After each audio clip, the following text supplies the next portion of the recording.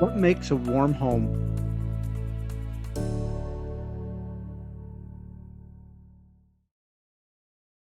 Entry 18, candles. When fall comes, life starts to get cozier. The temperature outside starts to drop. Here in Texas, it's a slow climb down from the heat, but in Milwaukee, where I'm originally from, the temperature drops quickly, and the heat of the summer turns into crisp air in September and October.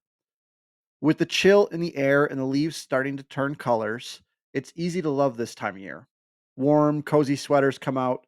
A bonfire outside is actually useful for keeping you warm, and the smell of harvest and spices start to come out everywhere. The apartment I spoke about last week was where I really started to enjoy having candles burning.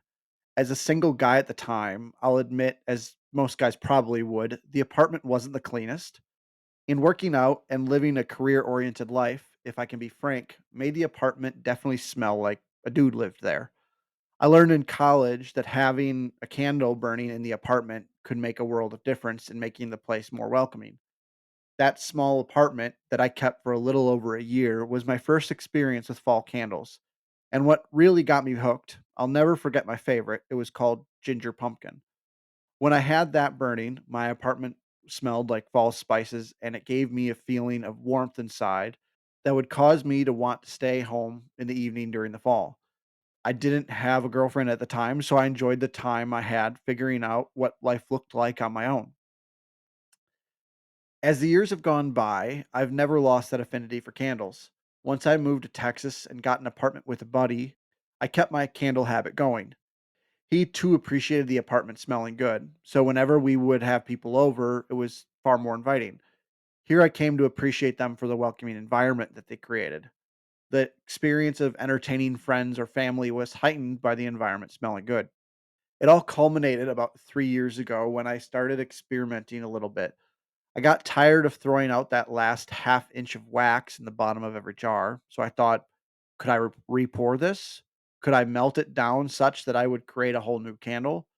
I went to a craft store and bought some wicks and took my first try at repouring a candle with an empty jar that I had.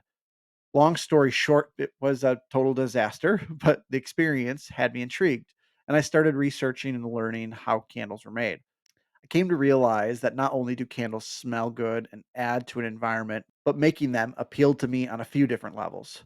First, I had never had too many creative outlets, so finding a hobby that had some level of creativity to it was exciting to me. Secondly, as a sentimental person, scents have always played a role in my nostalgia. That one fragrance that can take you back to a memory of days long gone is something that I thought I would love to be able to capture. Thirdly, in school, I definitely had a bent towards science and math, and in college, I studied business, and I excelled in those two subjects.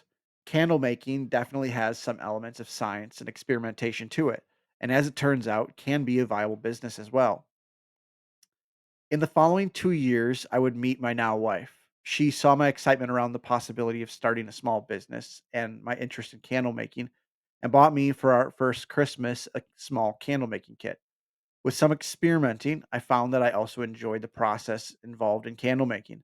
At that point, we had gotten engaged, and 9 months later, we were married. That year, all the ideas I had were kind of put on hold with a wedding to plan, but I didn't let go of the idea.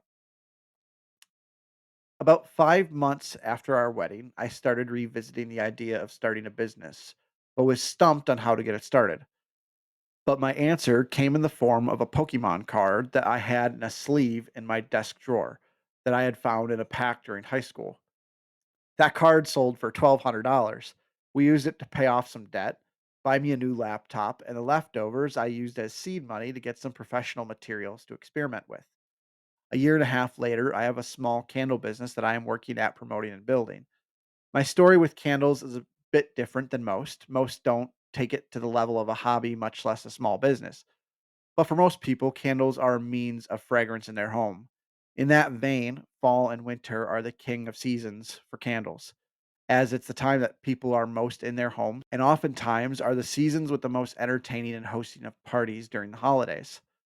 A candle in those situations goes a long way to people feeling welcome and enjoying their time in your home. To this day, I still love the ambiance of the flickering flame and the warm smells, especially in the fall, that make me want to put on a flannel shirt, chill under a blanket, and enjoy the fall weather outside. I would never not have a candle burning during the fall, and now with my own business, I don't ever have to worry about not being able to. Start creating your warm home. Visit etsy.com/shop/warm home candles co. If you enjoy this audio journal, I would appreciate it if you hit subscribe or left a review. I will be publishing a new audio journal every week on Wednesday at noon on YouTube and Spotify. You can also find Warm Home brands and candles on Facebook and Instagram. And lastly, remember, a warm home isn't about the things in your home, but about the people who live there and the grace and peace God gives them every day.